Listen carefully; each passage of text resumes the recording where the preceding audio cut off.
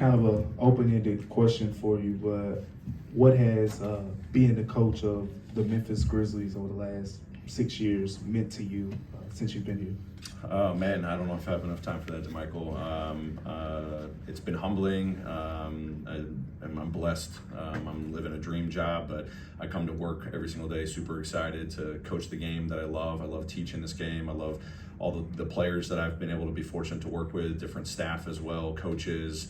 I wake up every day being excited. That was something that someone told me many years ago, wake up doing what you love every single day. And I get that opportunity. I love the competition. I love what we've built up, in 5+ years now. And, I'm never satisfied. I want more. And that's how I've always been even before I got this opportunity. So not many people get this opportunity in their lifetime. And I don't take that for granted. And it motivates me every single day to be better, trying to be the best that I can be.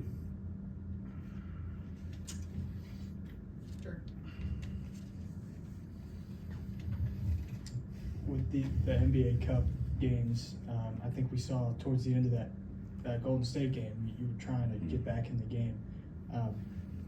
How important are these games to you guys, and how disappointing has it been to not be able to win one of these games yet? Yeah, we're 0-5. We definitely understand where we're at, but it's a new year, and I thought it was a great fight by the guys the other night in Golden State. Definitely, the Warriors, had their run, and we had our looks that just couldn't fall. But proud of the group. We had talked about it the day before. What this opportunity can be. There's gonna be some adversity we're gonna face game to game within the game. We gotta be resilient. We gotta play the full 48 minutes. Nothing changes. It's how it should be in any given game. But the opportunity you have, with this, extra element of competition earlier in the season. Let's try to build some momentum off of this. Let's help this prepare us for the long journey ahead of us. There's so many takeaways you can have out of it.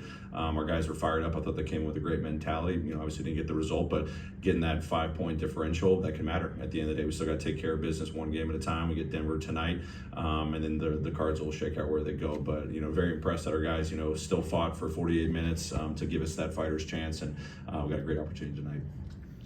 Coach in the back, just to piggyback on DeMichael, you're on the brink of becoming the winningest coach in franchise history. What's it mean to be in the same company as Lionel Hollins and those guys?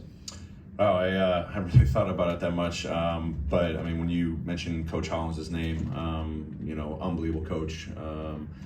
Got the fortune to meet him a couple years ago, compete against him, in various stops. What he did for this franchise, the relationships he had with the core four, the impact, on the court and in the community. I know he still lives here and, is ingratiated into this community. And it's just a great, reminder to me about, when you're in this position, what your responsibility is, on the floor, from a basketball standpoint for our great fans, but, giving back to the community.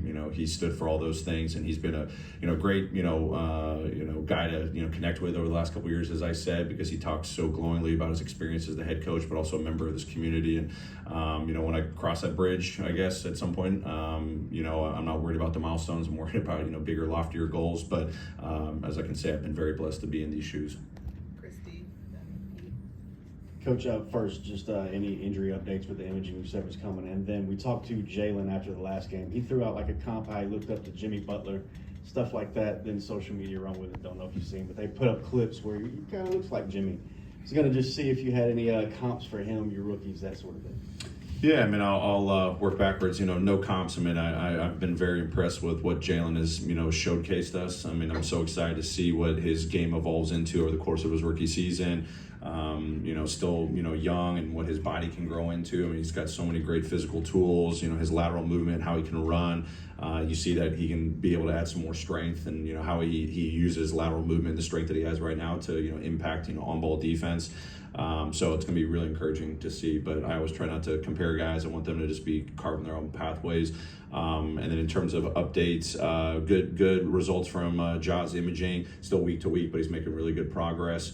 And then Zach did sprain his ankle, and he'll be in that kind of week-to-week category as well. And then Cam, he's progressing really well. I could envision him, being on the floor pretty soon in some action. He played some 5-on-5 today for the first time.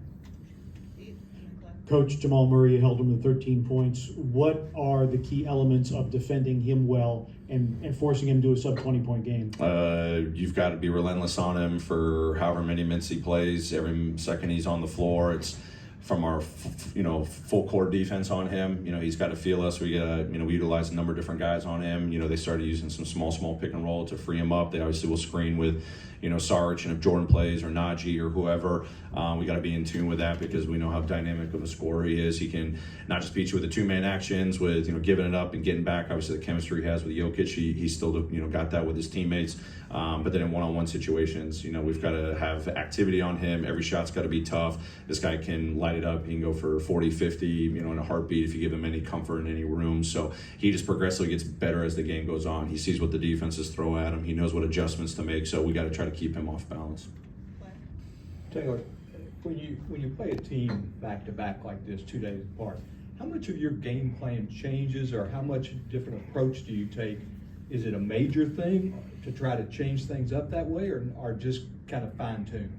Yeah, I think it's a combination of a couple of things. I mean, I think from what we'll probably roll out there, it's fine tuning, what worked well for us, and seeing the things that we struggled with. We didn't pitch a shutout, in the first game, or we didn't score every single possession. So trying to look at the film, learn from that. That's what we addressed with the group today. But then also you just got to be thinking about what potential adjustments are going to be out there. What different lineups they may be throwing out there. They try to play a little bit smaller in the fourth quarter. So just being in tune with what we've got to do from a matchup standpoint or coverage standpoint. And then just if someone's getting going, what we got to do is that in a pick and roll situation, obviously they do a lot of unique dribble handoff and off ball actions. I doubt they're going to stray completely from what they normally do. So putting different guys in different spots, especially Jokic and Gordon out, we just got to account for that. So we're always thinking ahead, trying to figure out, what could this game look like?